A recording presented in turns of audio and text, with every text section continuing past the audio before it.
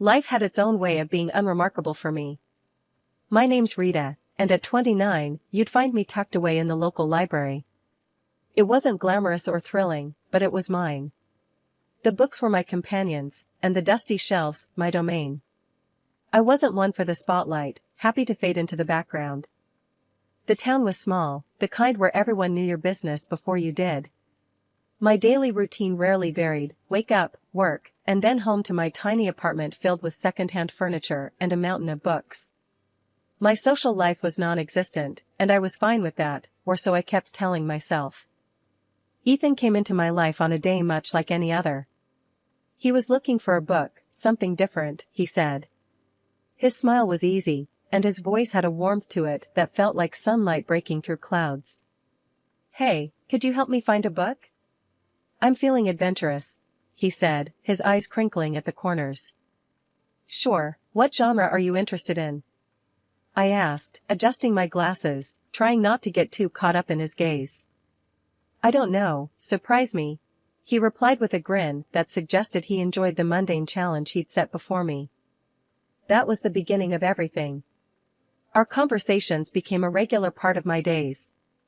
He'd ask about books, and I'd recommend titles, but soon those conversations shifted from the pages of novels to the details of our lives. Ethan was different. He listened, really listened, in a way that made me feel heard for the first time in a long while. One day, he came in looking more determined than usual.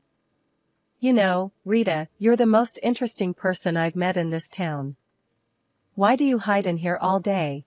he asked, leaning on the counter, a playful challenge in his eyes.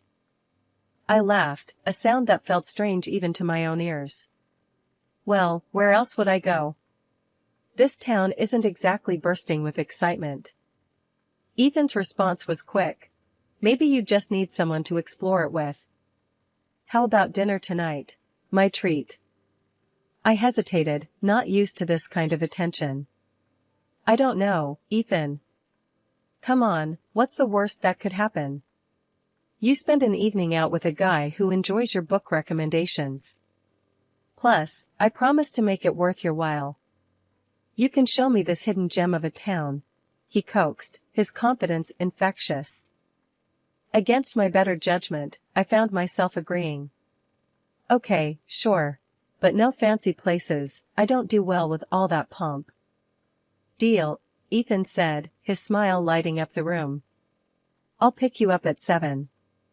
Wear something comfortable." That night changed everything. Ethan showed me parts of the town I'd never seen, despite having lived here my whole life. He made me laugh, a deep, genuine laugh that I hadn't known I was capable of. He listened to my stories, my dreams, and my fears, never once making me feel small or insignificant. As we walked back to my apartment, he stopped and looked at me, a seriousness in his eyes. "Rita, I know we've only just met, but there's something about you. You're not like anyone I've ever known. You're genuine, and in a world full of fakes, that's rare." I didn't know what to say. No one had ever spoken to me like that before. "Ethan, He cut me off, gently placing a finger on my lips. "You don't have to say anything. Just know that I see you, Rita. I see the person you are, and I like what I see."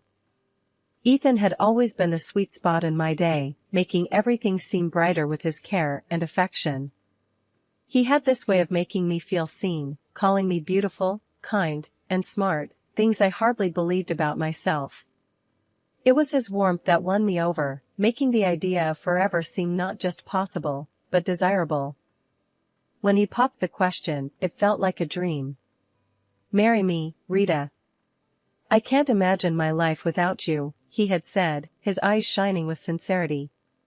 I didn't hesitate. "Yes," I breathed out, feeling a mix of excitement and disbelief.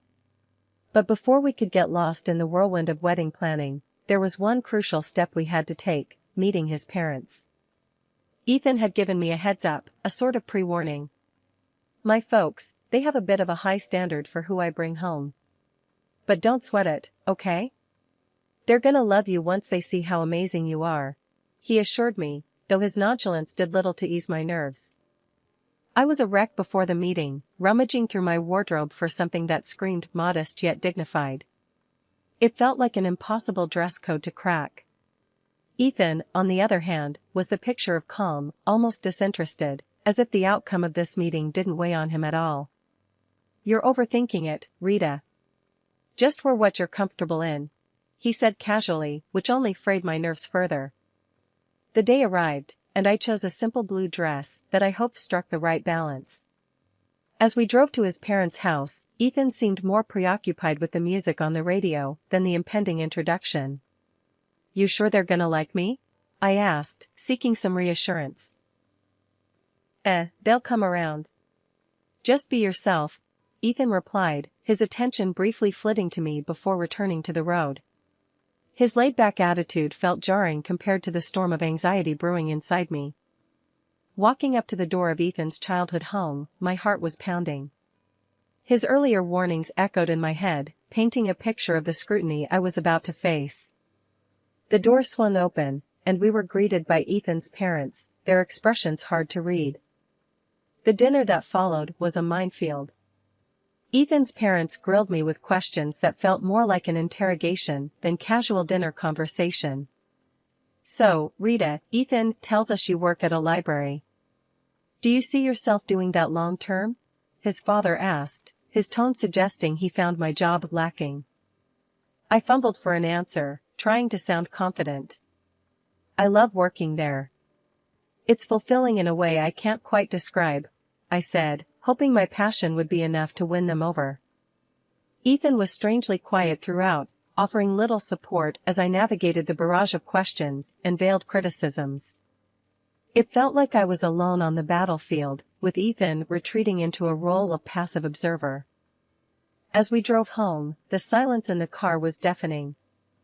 I couldn't help but feel disappointed, not just in the evening's events, but in Ethan's indifference. "I thought you said they'd warm up to me." I finally broke the silence, my voice tinged with hurt. Ethan shrugged, a frustratingly nonchalant gesture. "Give it time, Rita. They just need to get to know you better," he said, his words doing little to comfort me. After a few more dinners that felt more like interrogations than friendly meals, it was clear Ethan's folks weren't my biggest fans. They saw me as some kind of gold digger, I guess, which couldn't be further from the truth. I was never after Ethan's money. Heck, I barely knew about it until he brought it up himself one evening, saying, "My parents are a bit old school, you know? They worry about the weirdest things, like money and status." One night, Ethan came home looking more serious than usual. "Babe, we need to talk," he said, avoiding my eyes. That's when I knew something was up. "What's wrong?" I asked, feeling my stomach tie up in knots. "It's my parents," he started, finally looking at me. "They're insisting we sign a prenup." "A prenup?" The word felt foreign, bitter on my tongue. "Ethan, you know I don't care about your money, right?" He sighed, running his hands through his hair. I know. And I don't care about it either, not when it comes to us. But they're adamant about it. They think it'll protect both of us or whatever." I was hurt, not gonna lie. It felt like they were already betting on our failure. But I loved Ethan more than I cared about his parents' approval or some stupid agreement. "Fine," I said, more sharply than I intended. "Let's sign it and be done with it. Your money, my money, whatever. I don't care. I just want you." Ethan looked relieved, and a part of me hated that. "Thank you, babe. I hate this as much as you do, but it's just a piece of paper. It won't change anything between us." So, we signed the damn thing. Some lawyer his parents knew drew it up, making sure neither of us could touch the other's stuff if things went south. It felt like signing a declaration of distrust before we even started, but I pushed those thoughts away. I was in love, and love was supposed to conquer all, right? Our wedding was nothing grand, just the way I wanted it. A few close friends, an intimate ceremony, and the promise of forever. I moved into Ethan's place shortly after. It was a nice house, nothing too fancy, but it felt miles away from my old apartment.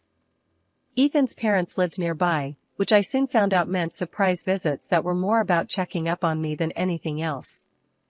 Life with Ethan started off like something out of a fairy tale, but it wasn't long before the gloss started to fade, revealing the grim reality beneath. The shift wasn't overnight, but the signs were there, creeping in slowly, eroding what we had built. His mother, Linda, was the first crack in our perfect picture.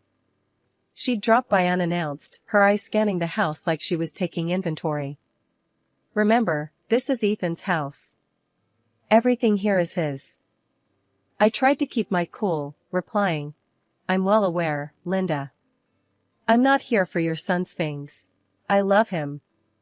She scoffed. "Love doesn't pay the bills, dear. Just remember, if you ever leave, you leave with what you came with, nothing." One day, she paraded around the house, pointing out every piece of furniture, every appliance, every knick-knack that Ethan owned. "See this couch? Ethan's. That painting? Also Ethan's. Remember, dear, in case things go south, you have no claim over any of it," she said, her voice laced with venomous sweetness. It was as if she relished reminding me of my place in their world. Ethan's father, George, wasn't any better. He and Linda acted like they owned our house, not just visiting. They'd demand coffee the moment they walked in, critique how I made it too weak or too strong, then settle in front of the TV, expecting me to wait on them hand and foot. "Grab us some of those chips, will you? And maybe wash those clothes piling up in the corner while you're at it," George would say, not even bothering to look at me.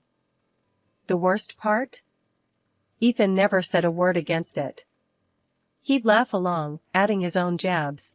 "Yeah, she's still learning how to do things right around here. Give her time." I felt like I was losing my mind. This wasn't the man I married, this was someone else, someone cruel and dismissive. "Do you even hear yourself? How can you let them treat me like this?" I'd confront Ethan after his parents left. "Babe, they're just set in their ways. You know how old people are." He'd shrug it off, making it sound like I was the one overreacting. "They don't mean anything by it. Plus, you know we're on their dime. Can't bite the hand that feeds, right?" That line hit me like a slap in the face. So, that was it. I was just the freeloader, the girl who married into their little empire and had to play by their rules or get out. My job at the library, which I loved, was a joke to them, just another reason to look down on me.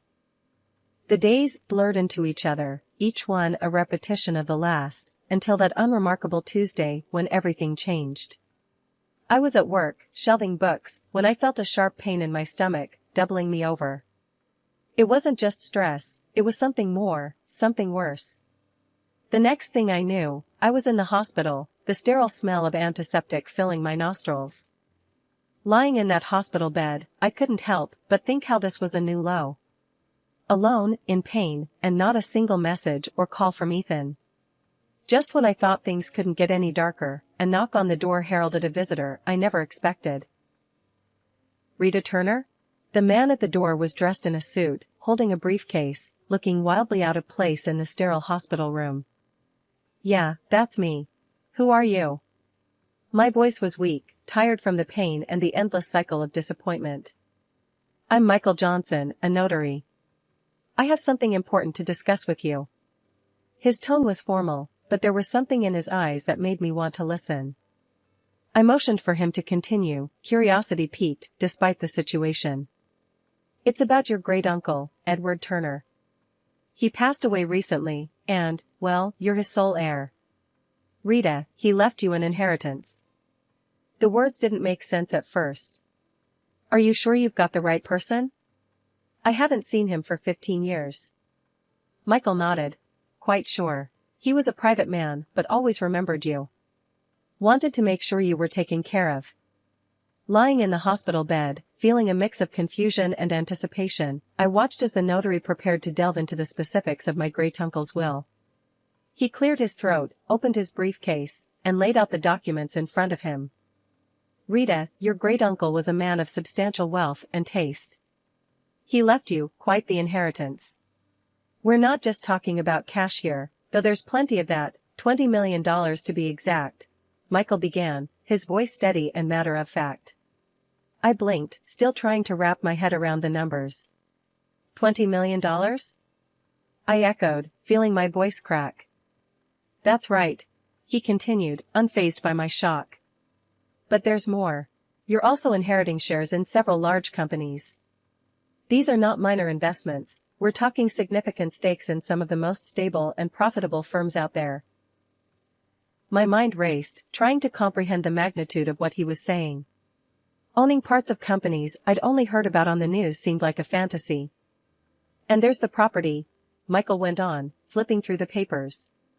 An old, large house in one of the most prestigious areas. It's not just any house, Rita. It's a mansion with history, acres of land, and it's all yours now. I tried to imagine the house, the kind of place I'd only seen in movies. It was overwhelming, to say the least. Don't forget about the antique car, he added with a slight smile, as if anticipating my reaction. A classic, fully restored, and in mint condition. It's a collector's dream. I chuckled, the situation bordering on surreal. An antique car, too? What am I going to do with that? I barely drive as it is. Michael's smile widened. Well, it's yours to do with as you please. Maybe take it for a spin now and then? And then, there's the furniture and paintings inside the house, genuine antiques, some of them centuries old. Your great-uncle had an eye for the finer things in life. The room felt smaller, the air thicker, as I tried to digest everything he was saying. So, I've inherited a fortune, a company, a mansion, an antique car, and a collection of art and furniture? That's unbelievable. It's all yours, Rita. Your great-uncle wanted to make sure you were well taken care of. It seems he saw something special in you. Special? I felt anything but, especially lying in a hospital bed after the worst few months of my life. Yet, here I was, a millionaire many times over, entrusted with a legacy I didn't know existed. Thank you, Mr. Johnson. This is a lot to take in. I don't even know where to start, I admitted, feeling a mix of gratitude, disbelief, and an overwhelming sense of responsibility. We'll take it one step at a time, he assured me. I'm here to help you through the entire process. As if on cue, my phone buzzed. Ethan's name flashed on the screen for the first time in days. Ignoring it, I turned back to Michael. What happens now? We'll need to process some paperwork, but the inheritance is yours. Your life is about to change, Rita. Change it did. After the unexpected windfall landed in my lap, Ethan and his folks turned a new leaf, or so it seemed. Their daily hospital visits were like scenes from a sappy movie. Ethan, who couldn't be bothered to check on me before, now hovered constantly, adjusting my blanket with a concerned furrow on his brow. How are you feeling today, love? He'd ask, his voice dripping with a sweetness that didn't reach his eyes. His mother, Linda, was even more theatrical, if possible. Darling, I'm going to cook your favorite lasagna when you get back home. Just you wait, she said, her smile wide but not quite reaching her eyes. It was all too much, too sudden. Yet, I played along, smiling weakly, thanking them for their care. But suspicion gnawed at me, urging me to look beyond their acts. So, one day, I did just that. After their routine visit, I mustered the strength to slip out of my bed and follow them, my heart pounding with every step. Hiding behind a corner, I listened in as their true selves unfolded with no audience to perform for. Their laughter was the first thing I heard, harsh and jarring. Can you believe how easy it is? She's terribly stupid. She's eating right out of our hands, Ethan said, a chuckle escaping his lips. Linda was more calculating, her voice sharp as she laid out their plan. Make sure she makes a baby with you, Ethan. Once she does, she won't ever be able to leave us. Then, we'll have a real hold on her and her fortune. Their words, cruel and cold, didn't shock me. Disappointment filled me, yes, but surprise? Not in the slightest. They showed their true colors, and I was done painting over them in shades of denial. Silently, I made my way back to my hospital bed, their mocking words fueling a fire within me. They saw me as nothing more than a ticket to wealth, a means to secure their future. But I wasn't going to play their game. Not anymore. Lying in that bed, a plan began to take shape, clear and firm. I was going to turn the tables on Ethan and his conniving family. They underestimated me, saw me as weak, but I was about to show them just how wrong they were. Back at the house after being discharged, I felt like a stranger walking into what was supposed to be my home. Ethan and his parents were there, waiting, their faces painted with fake concern and eagerness. The atmosphere was thick, charged with unspoken tension and expectation. Ethan was the first to break the silence, his voice a blend of feigned sweetness and underlying greed. "Babe, you're home. How are you feeling? We've been so worried about you." Ignoring the lump in my throat, I met his gaze squarely, seeing the man I once thought I knew. "I'm feeling better, thanks. But we need to talk." "All of us," I said, my voice steady despite the turmoil inside. Linda, ever the actress, stepped forward, her hands clasped together as if in prayer. "Of course, dear.